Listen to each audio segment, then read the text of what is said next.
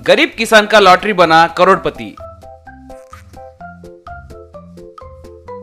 एक गांव में लखपतराव नाम का एक किसान रहता था। उसके नाम के विपरीत उसकी सारी जिंदगी गरीबी में ही गुजर गई। लखपतराव के पास सिर्फ 1 एकड़ की जमीन थी। जुताई के लिए पानी नहीं था, कम से कम खाद के लिए भी पैसे नहीं थे। वो फसल भी ठीक से नहीं उगता था। लखपतराव की पहली पत्नी के देहांत के बाद अपनी बेटी गुड़िया की देखभाल के लिए उसने अरुणा से दूसरी शादी की। अरुणा और लखपतिराव को मोगली नाम का एक बेटा हुआ। अरुणा महक को बिल्कुल भी पसंद नहीं करती थी। एक दिन लखपतिराव से अरुणा, क्यों जी, अब भी आपको समझ में नहीं आया क्या? ये पैदा होते ही इसकी माँ मर गई। के बड़े होने के साथ साथ आपके कर्जे भी बढ़ गए। ये बदकिस्मती की देवी है जी। तुरंत इसे किसी अनाथ शरणालय में भर्ती करवा दीजिए, नहीं तो जिंदगी भर हमें ये समस्याएं उठानी पड़ेगी। बेचारी महक को उसकी बातें समझ में नहीं आ रही थी।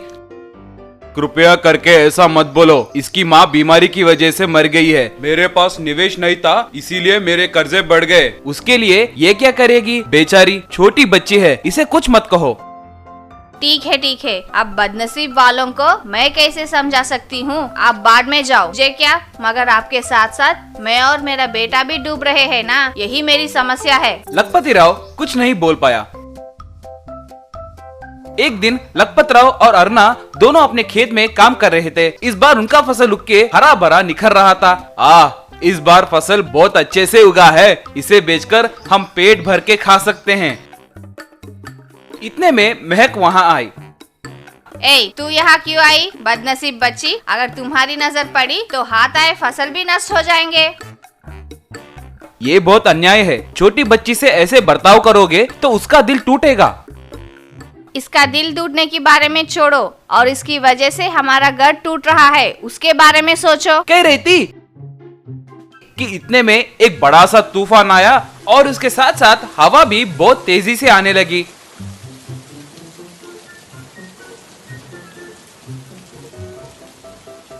उसकी वजह से फसल पूरा खराब हो गया। 1 घंटे के बाद तूफान रुक गई। अरुणा लखपतराव और महक की तरफ गुस्से से देखने लगी। ऐसे मत देखो, मौसम हमारे हाथ में नहीं रहता है ना, वो भगवान के हाथों में रहता है। महक खेत के पास आने की वजह से ही तूफान आई है कहकर कैसे बोल सकती हो? हम अगर घर में रहे तो भी तूफान आएगी ना। अब बस कीजिए, इसकी वजह से और कितने भी अनर्थ हो जाए तब भी अब इसके तरफ ही बात करेंगे। अगर ऐसे ही चला तो किसी दिन हमें जरूर भीख मांगने की परिस्थिति आएगी। लखपतिराव और महक दोनों बहुत दुखी हुए। एक दिन लखपतिराव परिवार उस गांव के मेले में गए। लखपतिराव मोगली और महक से, देखिए बेटा, यहाँ खरीदने के लिए मैं तुम्हें सिर्फ 10 रुपए ही दे सकता हूँ, उससे ज्यादा मेरे पास पैसे नहीं है, इसलिए आप कोई एक ही चीज खरीदिए। पिताजी, मैं कॉटन कैंडी खरीदूंगा। इतने में एक लॉटरी स्टॉल वाला, आइए जी आइए, हमारा लॉटरी कंपनी की स्थापना करके 10 साल होने के अवसर पर मैं आपको एक बहुत बड़ा मौका दे रहा हूँ। आप सिर्फ 10 रुपए लगाकर लॉटरी खरीदेंगे तो बस है, अगर गए तो 10 रुपए, आए तो 10 करोड़। मगर वो लॉटरी देश भर में सिर्फ एक को ही मिलेगा। क्या पता वो भाग्यशाली आप ही हो सकते हैं। आइए जी आइए, जल्दी कीजिए, कहकर पुकारा। पिताजी, मैं वो लॉटरी टिकट खरीदूंगी। देखा इसकी बदनसीबी, मेरा बेटा तो वो 10 रुपए से कम मिठाई खरीद रहा है और ये एक बेकार की कागज का टुकड़ा खरीद रही है। ये है इसकी किस्मत। जाओ जाओ, वो लॉटरी टिकट खरीद कर तुम्हारे नोटबुक में छुपाकर जिंदगी भर उसे देखते रहना, वैसे तुम्हारे लिए सिर्फ वही बचेगा ना। महर तुरंत जाकर उस स्टॉल में लॉटरी टिकट खरीदी। वो स्टॉल वाला लॉटरी टिकट खरीदने वालों के फोटोस निकाल रहा था। महक की भी फोटो निकाला। उस रात महक अपने माँ के फोटो के पास वो लॉटरी टिकट को लगाई। 4 दिन के बाद मोगली एक न्यूज़पेपर पकड़कर भागते हुए घर आया। माँ देखिए, दीदी का फोटो न्यूज़पेपर में आया है। ऐसे खुश होकर बोल रहा था। अरुणा वो न्यूज़पेपर लेकर देखी। फ्रंट पेज में महक की फोटो दिखाई दी। बगल में 10 करोड़ की लॉटरी जीतने वाली लकी महक कहकर वहाँ लिखा हुआ था। वो देखकर अरुणा दंग रह गई। वो पेपर देखकर लखपत राव के आंखों में खुशी के आंसू आने लगे। महक अपने माँ के फोटो को नमस्कार की। अरुणा महक से, मुझे माफ करो बेटी, मेरी जैसी माँ इस दुनिया में किसी को नहीं मिलनी चाहिए। तुम्हारे पैसों पे जीने का अधिकार हमें नहीं है, इसलिए मैं और मेरा बेटा घर छोड़कर चले जा रहे हैं। नहीं माँ, ऐसे मत कीजिए। तुम और छोटे भाई के बिना मैं इस पैसों का क्या करूँगी? आपके बिना कैसे खुश रह सकती हूँ, बोलो। अरुणा महक को प्यार से झप्पी दी। थोड़े दिनों में वो लॉटरी के पैसों को एक ट्रैक्टर में गांव ले आए।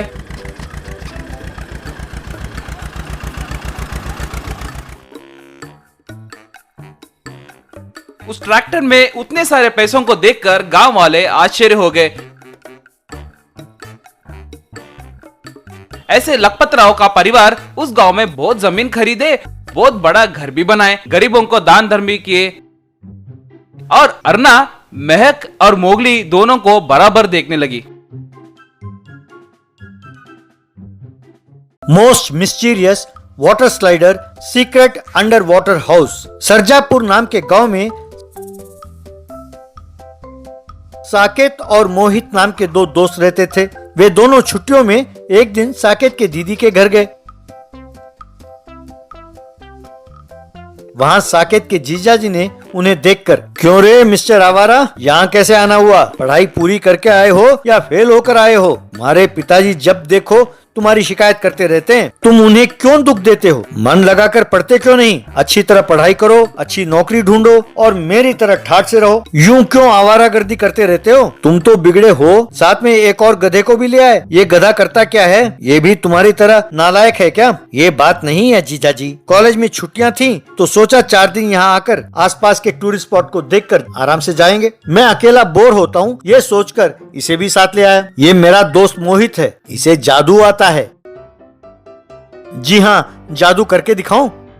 जादू करेगा जादू। बस अब इसी लायक हो, पढ़ाई डामाडोल हो और जिंदगी का बेड़ा गर्क हो तो सड़क के किनारे जादू करके ही गुजारा करोगे और साथ में इस नमूने को रख लेना। क्यों? तुम उसके असिस्टेंट बनकर कुछ करतब सीख लो, तुम्हारे काम आएगा, कहकर अपनी पत्नी को बुलाकर, देखो तुम्हारा लाडला भाई और उसका निकम्मा दोस्त 4 दिन यहाँ रुकने वाले हैं, उनकी खातिरदारी करो।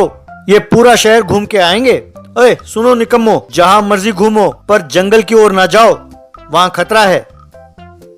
अगले दिन साकेत और मोहित जंगल में पैदल जा रहे थे। यार ये क्या, तुम्हारे जीजाजी जो मुंह में आए कह देते हैं? मुझे तो कुछ समझ में भी नहीं आया। उनके इमोशन को देखकर मैंने अनुमान लगाया कि वो डांट रहे हैं, वरना ऐसा लग रहा था मानो डिस्कवरी चैनल में जानवरों के बारे में कोई कमेंट्री दे रहे थे। उन्होंने कहा था कि जंगल की ओर ना जाओ और हम तो जंगल की ओर ही जा रहे हैं। ये ठीक है क्या? कोई मुसीबत तो नहीं होगी ना? अरे यार, इस उम्र में नहीं किया तो कब करेंगे एडवेंचर हम? पहले आगे बढ़ो। यूं वो आगे गए। उन्हें वहां एक मिस्टीरियस वाटर स्लाइड दिखाई दिया। उसे देखकर मोहित, अरे साकेत, ये तो वाटर स्लाइडर है, इसे यहाँ किसने बनाया होगा? कहीं किसी भूत ने तो नहीं बनाया इसे? अरे भूत वूत कुछ नहीं है डरपोक, किसी इंसान ने ही बनाया है। चलो उसमें फिसल कर देखते हैं, कहकर साकेत उस वाटर स्लाइड में फिसलने लगा। वो फिसलता हुआ जाकर एक सीक्रेट अंडर वाटर हाउस में पहुंचा। मोहित भी उसके पीछे पीछे फिसलता हुआ जा गिरा। यूं मजे से वो पानी में कूदकर मस्ती कर रहे थे कि वहां उन्हें एक भूत नजर आया। तुम कौन हो? मेरे इस mysterious water sliding under water house तक तुम कैसे पहुँचे? इसे मैंने बड़ी मेहनत से बनाया है। तुम लोग जैसे मैं भी यहाँ एंजॉय करना चाहता था, पर मैं मर गया। वो मस्ती मुझे नहीं मिला। तब साकेत बिना डरे, ओ ब्रो, तुम चिंता ना करो, चाहो तो मेरे बॉडी में या मेरे दोस्त मोहित के बॉडी में प्रवेश करो। हमारे बॉडी में प्रवेश करके तुम भी इस स्लाइड का आनंद उठा सकते हो। अरे ये तो सुपर आइडिया है ब्रो। अब तक सब मुझसे डर कर भागते हुए देखा है मैंने, पर तुम्हारे तरह अपने बॉडी में प्रवेश करने का ऑफर किसी ने नहीं किया। आई लव यू ब्रो, कहकर साकेत के बॉडी में प्रवेश करके उस स्लाइड में फिसलकर आनंद लेने लगा। यूं वो फिसलकर अंडर वाटर हाउस में जाकर पानी में खूब एंजॉय करने लगा। हेलो भूत, सॉरी साकेत भूत, देखो मैं कुछ जादू करके दिखाता हूँ, तुम्हें मजा आएगा, कहकर उसे कुछ जादू करके दिखाया। इससे बहुत खुश होकर वो भूत साकेत के शरीर से बाहर निकला। ब्रो, तुम दोनों बहुत कम समय में मेरे दोस्त बन गए। ये जादू कुछ भी नहीं है, मैं दिखाता हूँ तुम दोनों को असली जादू, कहकर भूत ने हाथ घुमाया तो एक टोकरी भर के सोना, एक टोकरी भर के कैश और एक टोकरी भर के हीरे प्रकट हुए। इन्हें ले जाकर खुश रहो ब्रो, जब तब आकर मेरे साथ खेलते रहना। तब साकेत और मोहित ओके चिल ब्रो, फिर मिलेंगे। फिर वो सब टोकरियों को लेकर एक बड़ी गाड़ी खरीदकर जीजाजी के घर गए। उन्हें देखकर जीजाजी चौंक गए। क्यों जीजाजी, आप तो हमें निकम्मे, नालायक, आवारा कहते थे ना।